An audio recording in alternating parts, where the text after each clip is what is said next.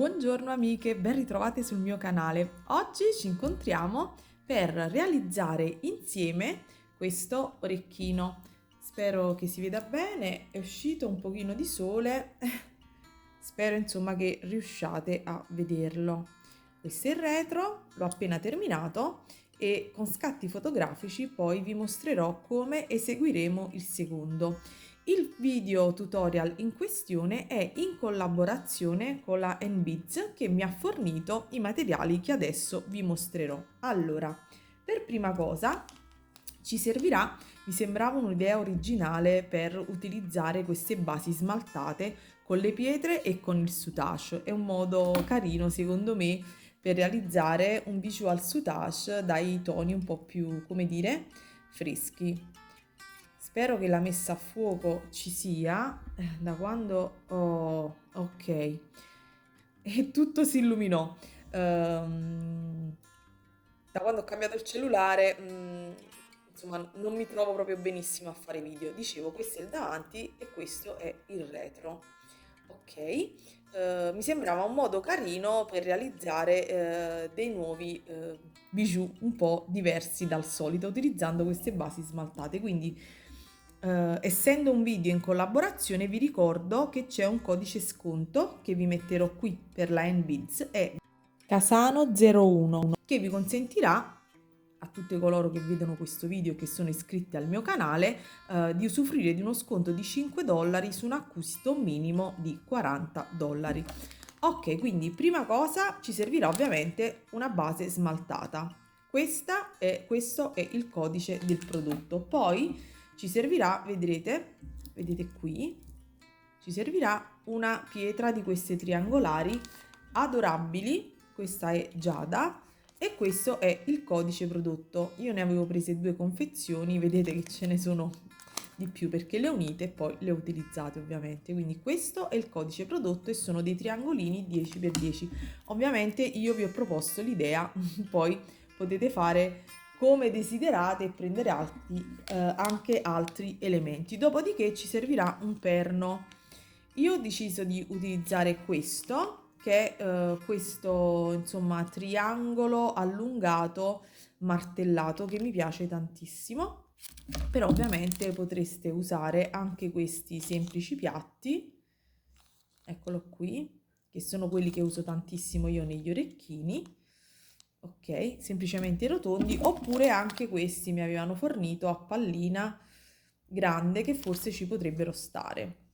Insomma, non lo so, quindi questi sono gli elementi, quello che ci serve che la NBiz mi ha fornito. Dopodiché cosa ci dovremo aggiungere? Servirà un pezzettino di ultra suede, insomma di un tessuto sottile tipo ultra suede alcantara, perché ci servirà non solo per rivestire, ma lo utilizzerò come base al posto della beading foundation, perché ovviamente come vedete è più sottile rispetto alla beading foundation e visto che bisogna andare ad incollare non voglio, insomma, serviva qualcosa di sottile che si andasse ad adagiare sull'elemento in resina. Quindi ci servirà un po' di ultra suede sia come base che poi ovviamente come finitura, e vedete questa è la sagomina che ho ritagliato in carta per fare proprio il retro.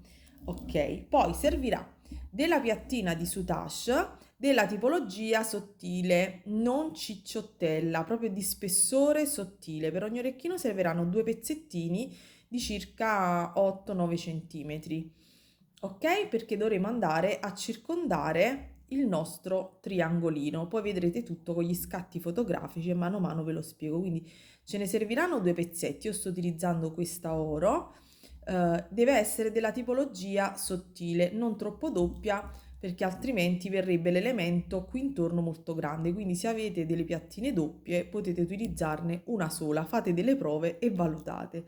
Quindi 2 pezzettini, poi ci servirà una goccia, ci servirà qualche rocaille per fare giustamente insomma un coprigoccia, ci servirà qualche rocaille, io ho messo 15080, poi ci servirà un anellino di congiunzione, servirà poi ovviamente filo, ago, colla Ci serviranno ovviamente delle forbicine, queste curvate con il taglio di precisione per l'Ultra Sweet, e ovviamente ci servirà qualche pinzetta.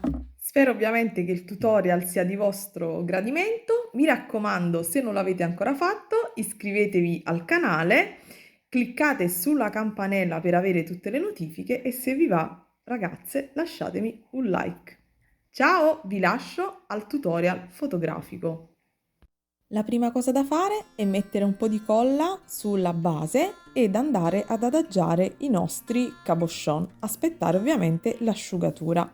Dopodiché prendiamo del soutache, 2 piattine da 9 cm, mettiamo un po' di colla sul contorno ed andiamo ad incollare la prima piattina, cuciamo poi dopo al centro, mi raccomando guardate il verso, diamo un puntino sul retro e poi dopo, vedete, visto che abbiamo messo giusto qualche puntino di colla, andiamo anche a cucire tutto intorno la piattina alla nostra base per stare ancora più sicuri, insomma, del lavoro che stiamo andando a fare. Dopodiché, cosa facciamo? Prendiamo la seconda piattina ed andiamo semplicemente a cucire, quindi uniamo le piattine alla base e cuciamo successivamente tutto quanto intorno, semplicemente come se stessimo realizzando un semplice modulo base. Dopodiché realizziamo un primo ricciolo sul lato destro, uniamo ovviamente poi sul retro e diamo i punti come siamo abituati sempre a fare. Dopodiché tagliamo subito le piattine e mettiamo subito la colla. Vedete che le taglio molto sotto perché ovviamente questa parte dovrà essere sovrapposta all'elemento smaltato. Dopodiché faccio la stessa cosa anche dal secondo lato, cucio anche in trasversale per insomma unire la parte davanti alla parte sul retro, come vedete, come osservate l'ago. Dopodiché anche qui taglio e metto subito la colla. Questi sono i due elementi che vedrete andranno perfettamente sovrapposti ed incollati. Questo quindi sarà il risultato. Ve lo mostro anche di lato, come vedete coincide perfettamente e non si vede assolutamente la base che siamo andate ad utilizzare perché è molto molto sottile. Come vedete non si nota da nessun lato, anche perché l'abbiamo ritagliata dopo la prima piattina. Dopodiché faccio vari tentativi, perni, parte rivolta verso l'altro, parte rivolta verso il basso, goccia, insomma sto decidendo e vi mostro le varie opzioni, chiodino perno rotondo oppure anche quello a pallina. Decido di mettere quindi l'orecchino in questo verso e comincio a cucire la parte sottostante, 2 rocaille 15, una 8-0, una 15, goccia, coppetta, una 15-0.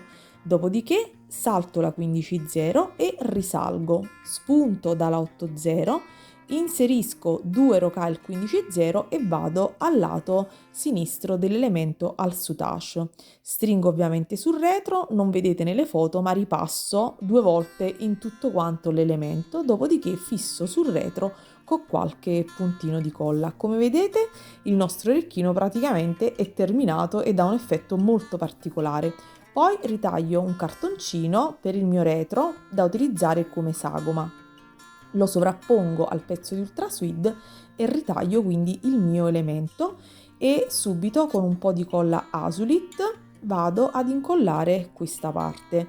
Mi raccomando, poca colla, non esagerate. Aspetto che la colla faccia presa e poi con delle forbicine di precisione vado sul davanti e vedo dove sporge l'Ultra Sweet e vado a rifilare in modo molto preciso per ottenere un risultato perfetto. Questo è ciò che si vede dal davanti.